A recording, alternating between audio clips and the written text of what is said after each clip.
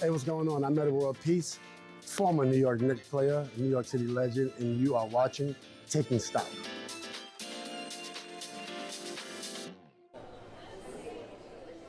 2 minutes to go here into the closing bell. Time to rock and roll on this Nvidia earnings edition of Taking Stock. I'm your host today, JD Durkin. Not at all-time highs, but Peter Tuchman not very far off. We had the S&P 500 inching closer to negative territory in the 10 a.m. hour today. Dow breaking 50. Dow breaking 50. The Dow was negative this morning, too. I know it was. Absolutely. Kind of a strange board. What did you see for today's price action? Well, I liked the whole day. I loved it, except for that little bit early in the morning. We've had nothing but to buy all afternoon. Just felt aggressive. Look, days like this on Nvidia earnings days, it could be that people got a little bit of a inside view of what the earnings are going to be, because Nvidia can actually move the whole market, obviously. And it just gives that confidence that everything is going to be okay when you have earnings come out of the gate with Nvidia. You know what? And the Knicks won last night. It could be all about that. Let's go. Right? That it's like, let's put all our money in this market. Go Knicks. That's about it. Yeah, we got lots of orange down here. The team from It's all Timken right, here 100%. celebrating their New York Knicks. Of course, we do have Nvidia set to report any minute at 5 o'clock. We will get the conference call, the cannot-miss conference call with Jensen Huang. Anything in particular you're looking for there, or anything to take us for momentum into Thursday, Friday? You know what? Look, I've been speaking to Dan Ives a lot, and on his trips around the world. The demand is there. Data centers are on track. Everything looks as well as it could be. The expenditure is all in place. So, nothing but solid days. All right, great. Nothing but bright days ahead. There you go, the Einstein of Wall Street. Thanks Let's for go being here. Knicks, Time now baby. for the close.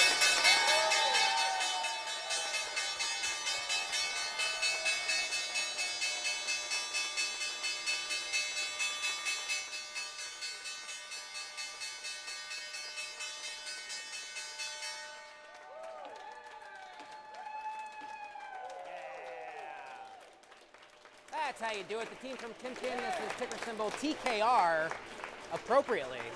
Ringing the closing bell, your final tail of the tape, the S&P 500 up a full percent, the Dow up, looks like 1.3%. It's tough to read, the board's kind of far away. The New York Stock Exchange Composite Index in positive territory, a full percent. How about the small caps? The Russell 2000 ripping up 2.5%. Shares of Nvidia up on the day, ahead of earnings. We'll get those numbers here within the next half hour. As is most of the Mag 7, only Alphabet down fractionally here into the closing auction. Consumer discretionary, tech, materials, and industrials. Those are your S&P 500 sector leaders, and your S&P laggards, energy, staples, and healthcare. Meanwhile, out in the Dow, strong tape today from Goldman Sachs, Nike, and Boeing. Nike getting a little bit of momentum to the upside. Chevron, Walmart, and United Healthcare are your Dow laggards. Also catching a bid today, the airlines. Wow, what a tape for them. The big banks, the fintech stocks, the home builders having themselves a bit of a bounce back, and the semiconductor and memory names as well. Let's bring in the one and only Bob Lang, Chief Options Strategist at Explosive Options. My man, it's nice to see you here. Great to see you, JD. Thanks for having me today. I want to get your take on yields this week. What do you think first and foremost, especially from Monday session on? What are the so-called bond vigilantes trying to communicate? Well, they're trying to tell you that inflation is a real issue right now. The higher oil prices we've had over the past 60 days, about an average about $100 a barrel of oil. It's no bueno for the consumer. It's certainly no good for businesses as well too. So I think the worry here is that inflation is going to stick around for a lot longer than most people hope for or think it's going to stick around.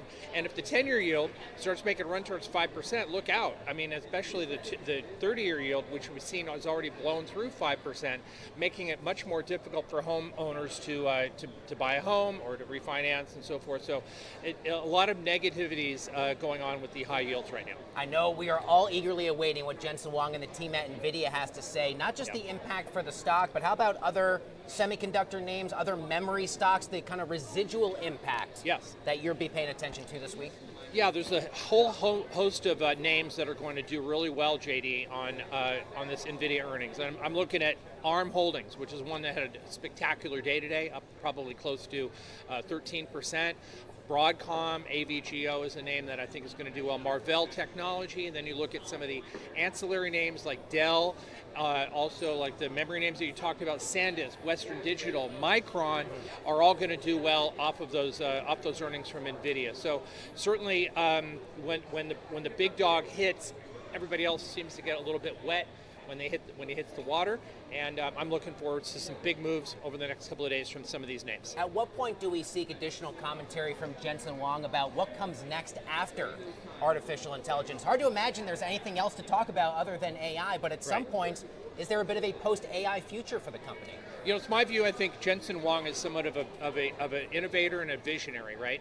And he understands and he knows that there's a certain lifeline of time on AI, right? At some point in time, it's just going to be, just normal usage.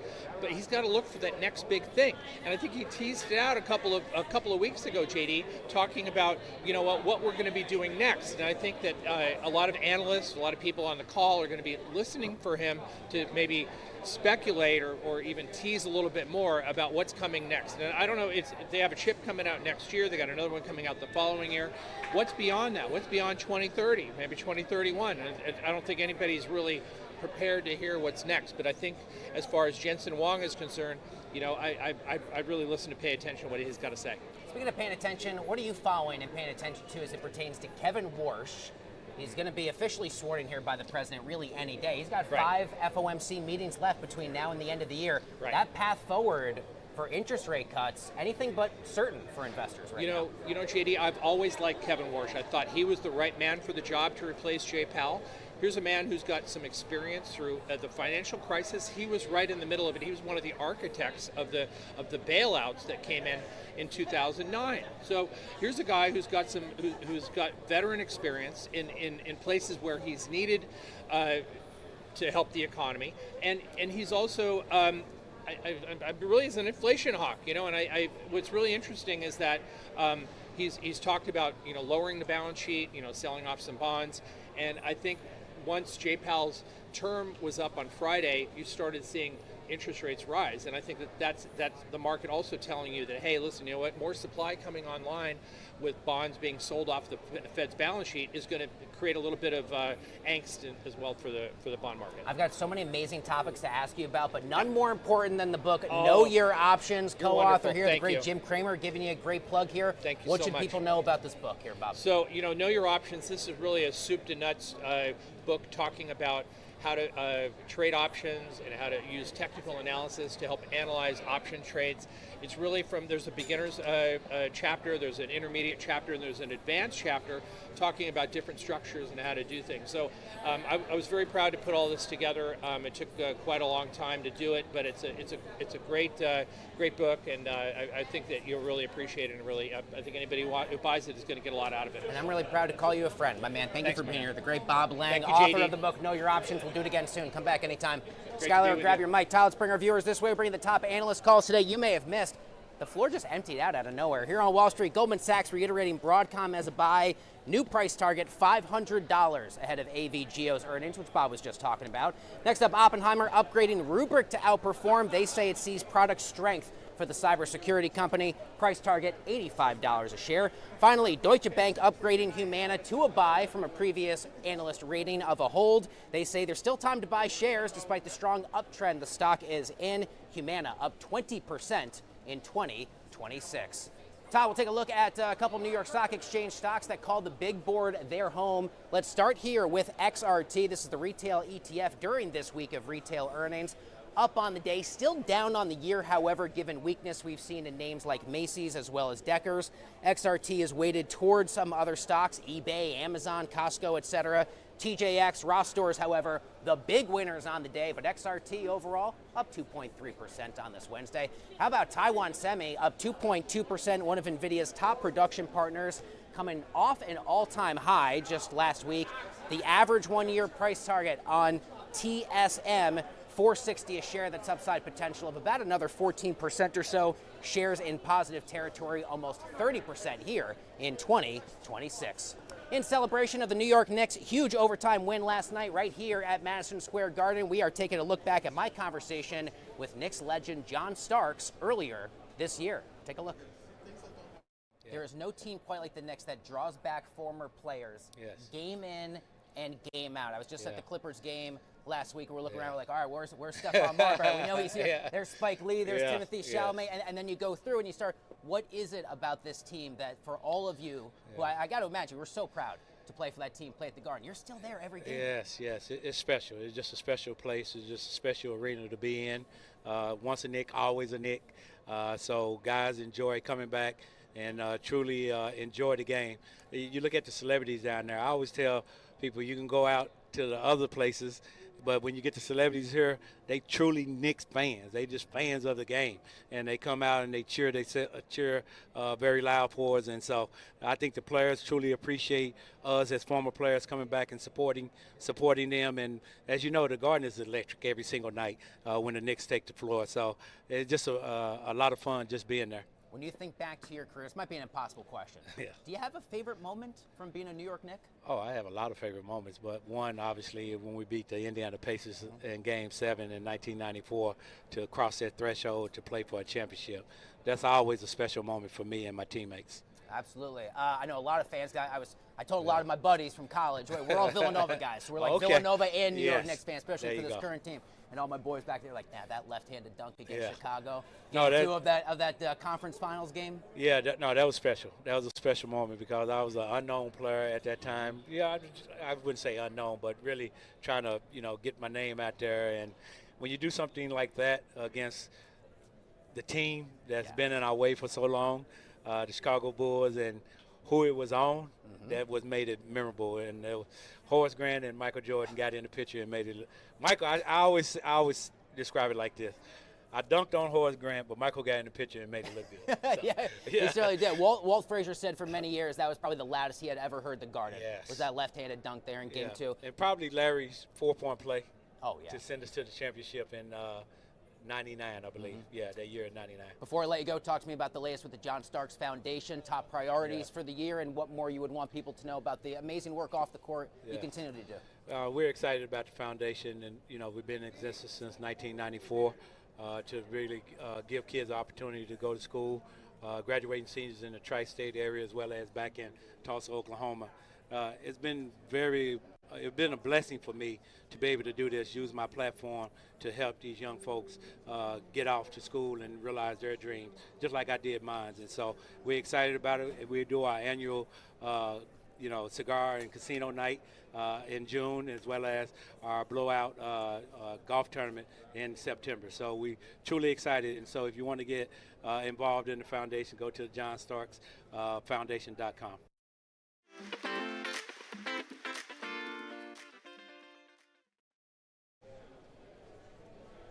Welcome back to the show. Yoshi Yokokawa joins us now. He is the co-founder and the CEO at Alpaca. Really nice to have you joining the broadcast now. Thank you for having me here. Let's talk about finance infrastructure as a service. I know you like to say Alpaca is sort of the AWS of finance. What does that actually mean? So we have all the clearing and custody settlement infrastructure as the really platform. So a lot of creators, developers can build a lot of applications on top of our infrastructure. So it's like, AWS.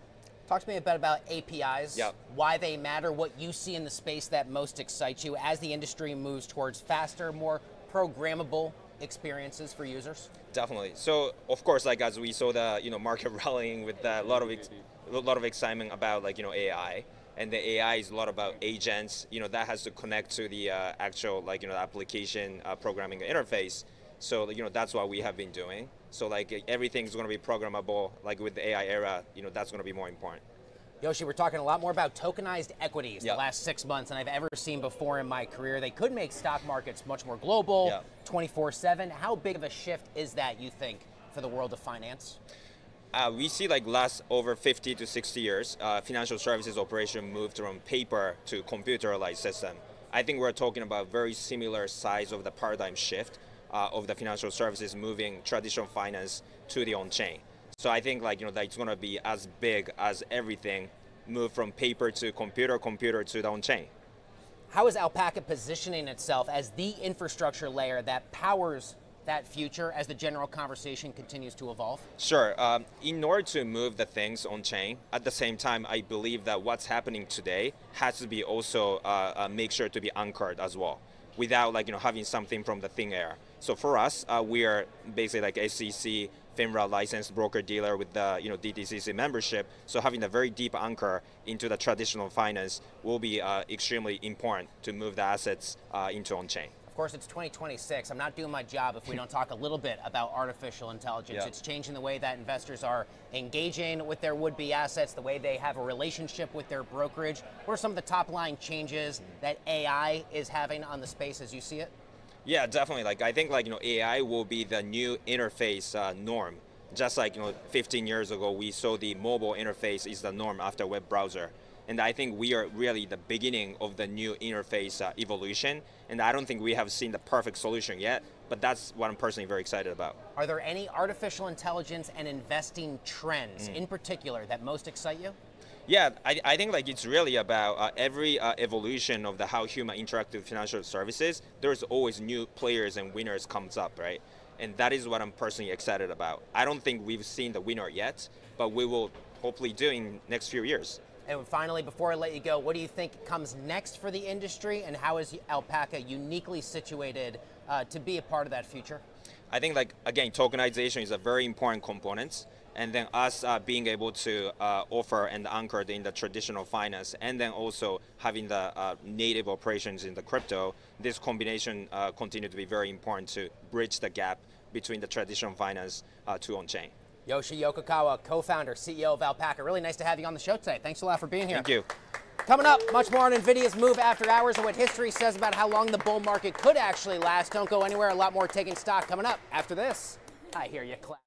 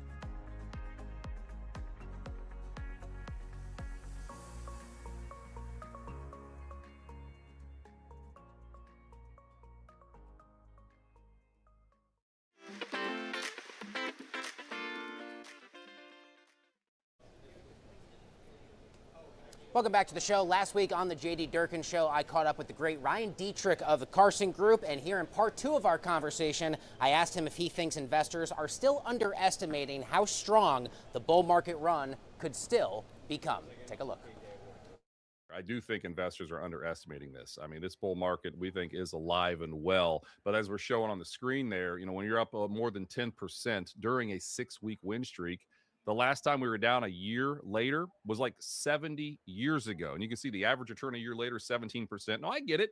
1 month, 3 months later, maybe not spectacular returns, but this blast of strength, this blast of buying, this blast of market breadth that we've seen, really off those lows, is not the sign of an oversold market or a bear market rally or just this weak thing that's going to roll over. To us, it's consistent with kind of a new bullish phase. And this is what's, again, I have a CMT behind my name, Chartered Market Technician.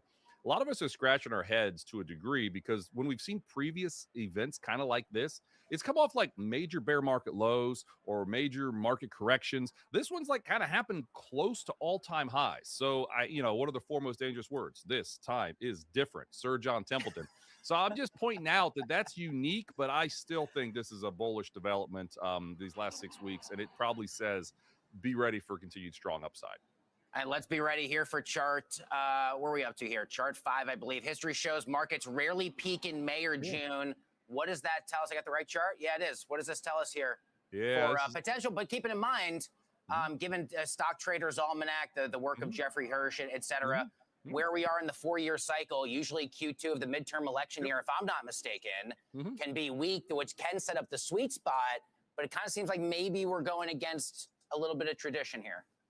Great points there. I know Jay Woods, our mutual friend, has talked about this one before.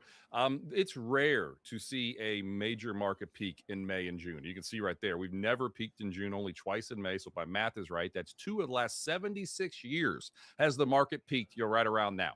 I don't think this year is going to be the 3rd time. So it's just context to kind of think about. Now, I will say about Jeff Hirsch, I'm a big fan. He was just on our podcast, Facts versus Feelings, last week. He's amazing, right? He wrote the book on Sell and Make Go Away. But I will say this, and this is what I talked with Jeff about a week ago.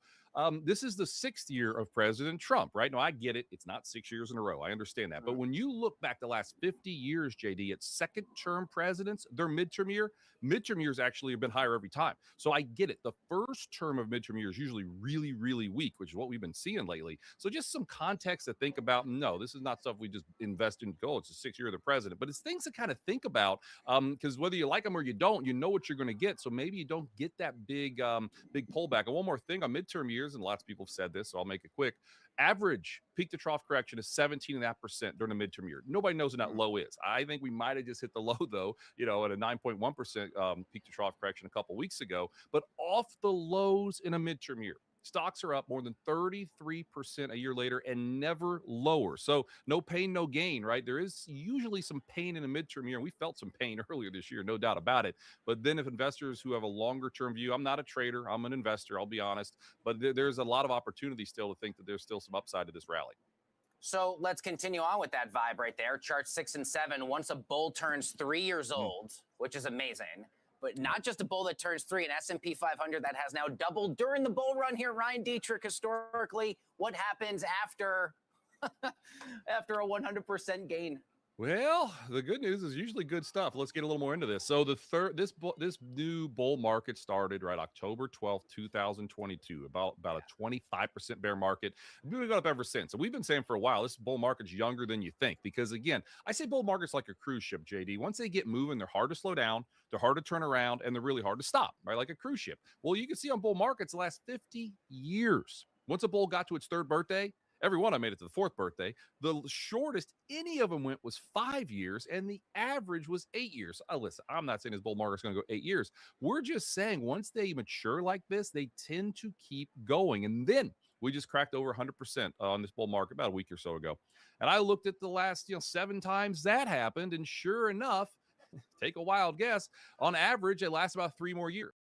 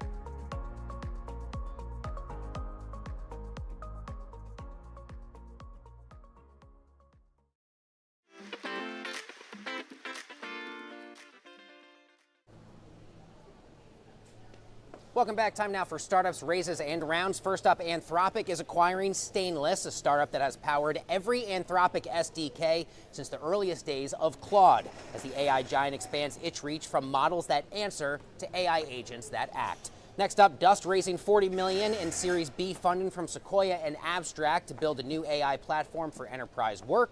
And finally, Kin Health set to raise $9 million in seed funding led by Maveron to build an AI note taker that transcribes details from doctor visits built by physicians and the teams behind Hey Doctor and Good RX.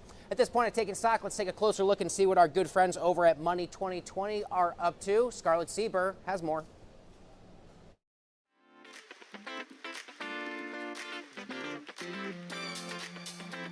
I'm Scarlett Sieber, Chief Strategy Officer here at Money 2020, and this is Jargon Translator. Today we're going to be unpacking issuer versus acquirer, the relationship that actually makes card payments function. The issuer is the bank that gave you your card. The acquirer is the bank that helps the merchant accept it. Every card transaction sits between these two sides. When you spend $50, your issuer checks funds and approves the transaction. The acquirer routes it, settles it, and credits the merchant. This distinction explains a lot of things that people find confusing. Why interchange exists, why disputes take time, why fees get split the way that they do. It also explains fintech business models. Consumer fintechs almost always live on the issuing side. Cards, rewards, balances. Payment infrastructures usually live on the acquiring side. Routing, settlement, merchant tools. Visa and MasterCard don't move money themselves, in fact. They provide the rails issuers and acquirers use to talk to each other. Complex relationships over here. Once you understand issuer versus acquire, card payments stop feeling like magic and start looking like logistics, because that's exactly what they are. And with that, that is your jargon translated. Drop the next finance term you want unpacked. It just might make the cut. And in the meantime, back over to you.